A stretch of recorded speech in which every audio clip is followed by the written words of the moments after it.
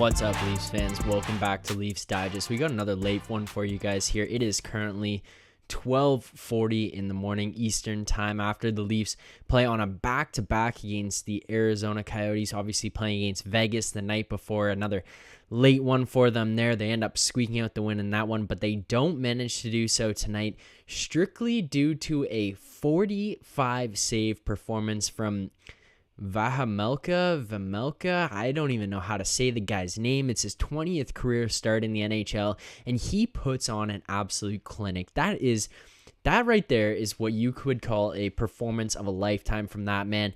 I mean, round of applause to him, but at the end of the day, this is one of those weird games where you watch, and I saw someone comment on my betting preview video that this was one of those Leafy feeling games where it was just an old-fashioned Leafs feelings games, and I don't completely disagree, but that being said, I'm watching through two periods, and I'm just like, I'm not even mad because the team wasn't even playing poorly, and I'm watching the game, and I'm kind of sitting there at that point when it's 1-0 Arizona, and I'm going, there's been blatantly one mistake. The play has been overwhelmingly in Arizona's end for two straight periods. The shots were 20-6 after one, and we're down 1-0. Down 1-0 after one, down 1-0 after two. And really, the only kind of oopsie daisies was Dermott deciding to play a hot potato with a hand grenade with Liljegren standing 3 feet away from him in the exact same position with two guys on him as well. Liljegren has a hard time handling the pass because of where it is. He's a right-handed shot, having kind of reach, and maybe if you want to break it down and say, okay, maybe Liljegren should have grabbed it, I don't know. I don't really think so. I think it was Dermott putting him in a bad position in a spot where it's going to be really tough to handle. And it ends up in the back of the net off of a weird bounce. It hits the glass. It lands out front. It bounces in front. A guy, Dzingel whacks it. It bounces in past Mrazek. It's the third shot of the period for the Coyotes, and you're kind of sitting there going, oh, no. Because you just know it's one of those games. And I don't know if it's just, maybe it's just because I'm so used to watching the Leafs all the time. We watch them. Obviously watch every single game, used to seeing all this stuff that's going on, and you just get so used to it. You're so just beaten down with how often you see some of this stuff happen to the Leafs, and you're just like, well, it's happening again. And it probably happens to other teams, but it's just, why? You go into these situations where you play Vamelka playing his 20th career game. I'm sorry to this guy because I'm going to just continue to botch his name. I wish I could just get an enunciation or enunciator here for me. I can pull it up. Vamelka, 3-13-1. 45 saves tonight, 978 save percentage. Game of a life. This guy probably didn't even put up stats like that playing in the minor leagues. This guy probably didn't put up stats like that when he was 12 years old. And it happens. It happens every now and then. It's just unfortunate. It's a stinker. It happens in Matthews' return to Arizona, Bunting's return to Arizona. But I mean, on the flip side of this, Austin Matthews was the best player on the ice tonight.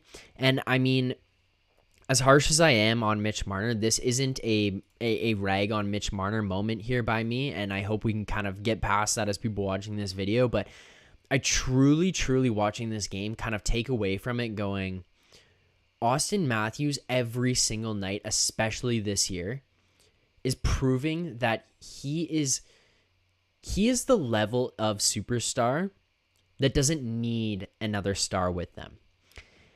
And it's a distinguishing factor between tiers of superstar or between tiers of elite players in the league. I don't even know what the classification of how we could go through it between superstars to elite to high end to whatever you want to call these guys, but he is creating a level of distinction between himself and other tiers or the tier that he was at least previously slotted in, where he's kind of showing, yeah, I don't need anybody else. And now the only reason I'm going to throw this out there is because I want people to think about this and how he's playing with these guys. Sidney Crosby is obviously, or was at his peak at least, a better player than Austin Matthews. Just all around. But Sidney Crosby was able to be looked at in this level where you would say, man, this guy plays with Pascal Dupuis and Chris Kunitz. And he made them incredible night in, night out. And he just continued to just be Sidney Crosby. Now, Austin Matthews here rolls along with Mitch Marner out of this lineup. And he's playing with Michael Bunting, who, mind you, is on a $950,000 per year salary. He's a 26-year-old rookie. And Andre Kasha, who, I mean, no fault of his own, but for the past basically 2 seasons, he's had spaghetti noodles between his ears because he's been dealing with so much concussion problems. And the Leafs go and take a chance on him, and now he's got Bunting and Kasha playing his left wing, or his left and right wings, while Matthews just continues to be a force and set franchise records, scoring goals in 9 straight away games, 9 straight road games. This guy has 17 goals in his last 15 games. He's 2 goals back of Leon Draisaitl. It's silly, the numbers that he's putting up. And it's beyond just statistics. When you watch this guy shift in, shift out, Sheldon Keefe, Leafs management, coaching staff, training, whoever is making these realizations, I hope it's everyone, because if they're not, they should be reevaluated for their ability to evaluate hockey talent. But he is elevating his game to a different level. And he's showing it's that level of determination where he's going to make things happen himself. He's just going to turn that dial. He's going to turn it up a notch and just make it happen himself. And I know there's a whole lot more that went on in this game, but I think the biggest takeaway from this one is how amazing Austin Matthews truly has been, because that man was the best player on the ice tonight. He was probably the best player on the ice last night as well. And he was one of the best players on the night in the game against Colorado. And now he should be. He should be. And I get that. When you're paid that much, you are the superstar on the team. I get it. But we've also seen this guy have these spurts where he just kind of like goes into a lull where he's producing and he's good, but he's not dominant. This is a level of dominance.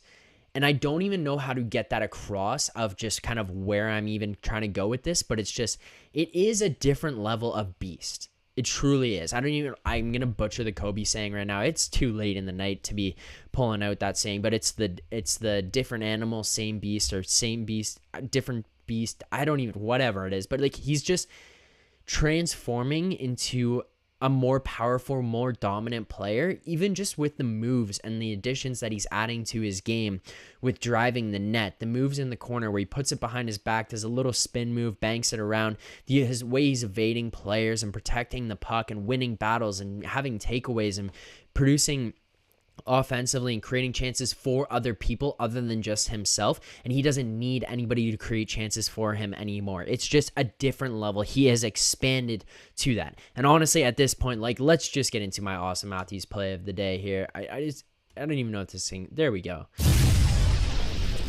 Austin Matthews play of the day. It's just, I've teased it so much here, but it's going to be the goal in the third period, 15 seconds in, off the faceoff, swoops through, comes in across the line, and just rips the shot far side top corner.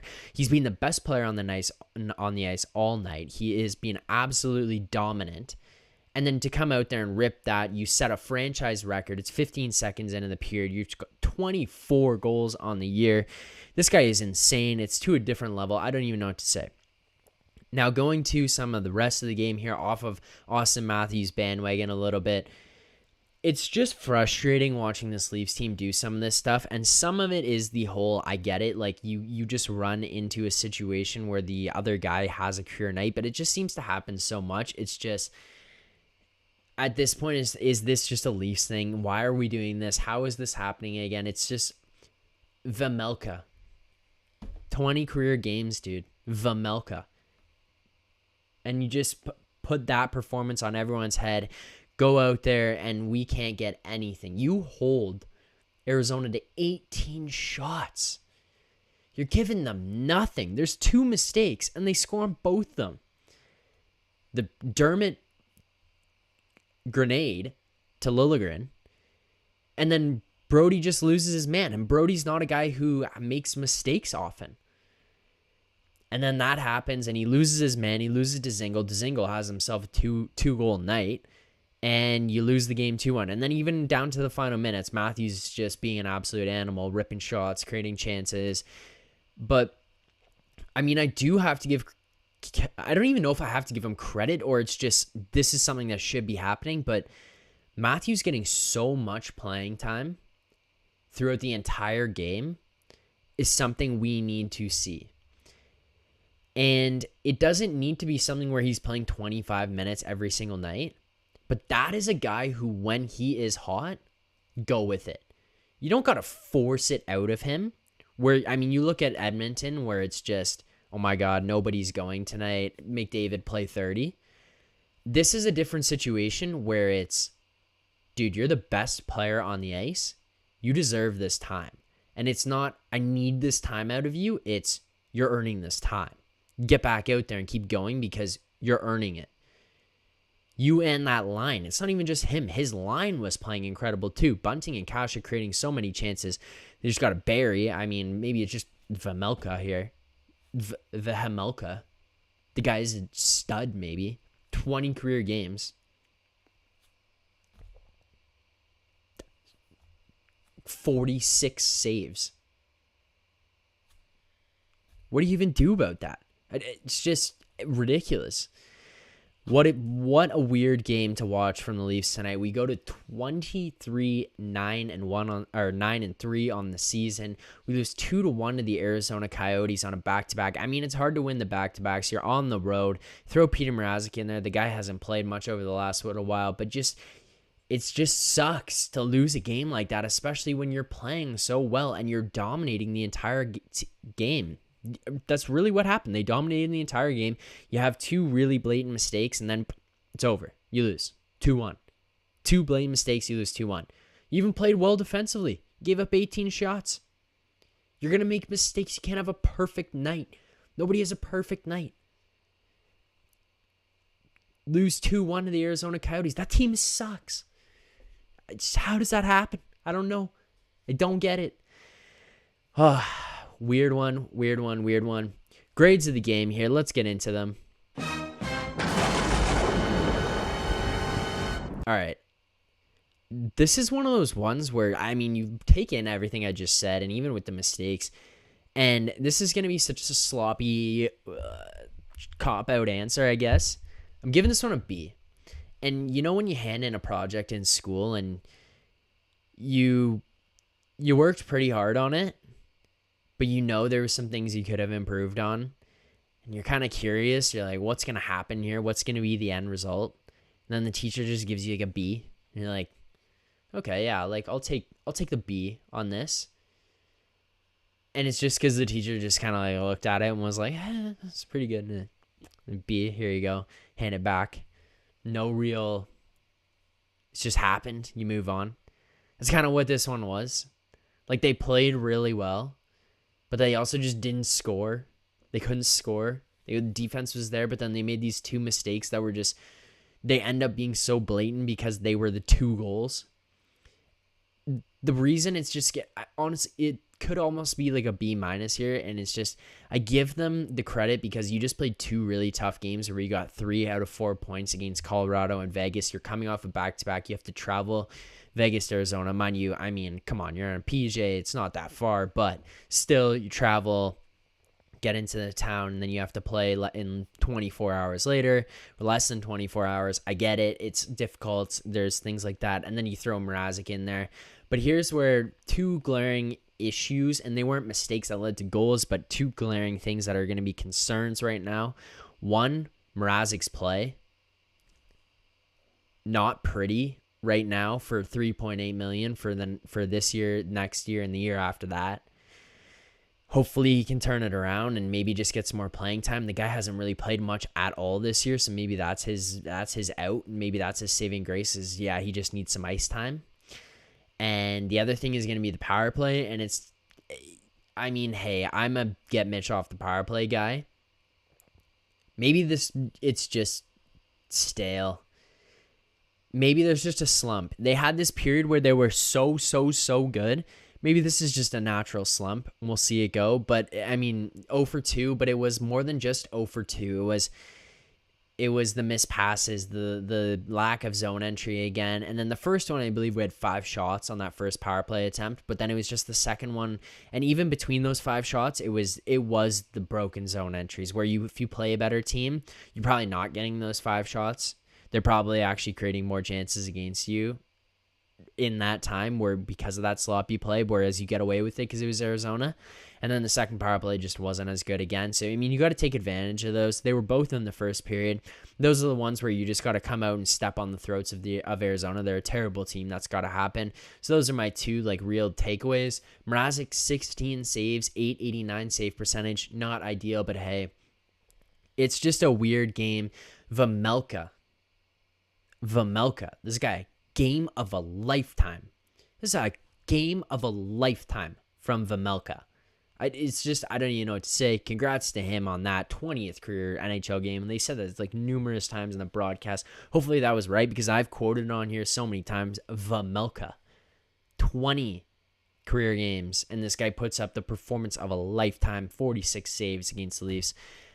It's just ridiculous numbers. I congrats to him. Leafs fall to the Arizona Coyotes 2-1. We go to 23-9-1 on the season. Weird game. Austin Matthews, absolute beast. The guy elevated his game to a different level tonight. Scores a goal, sets a franchise record, 9 straight road games. He's got 17 goals in the last 15 games that he's played. He's got 24 on the year now. I believe he's 2 behind Draisaitl in the scoring race, so we'll see how that goes. And just a dominant way to even start the third period. You come out there and you just say, yeah, let's go, boys. Tie game. Let's get in this one. Man, late one. Back-to-back late ones. Vegas rolling into Arizona. Boys are gassed. I am gassed. We will see you guys after the next game. Saturday, January 15th against the St. Louis Blues in St. Louis at 7 p.m. We'll see you guys then. Keep believing.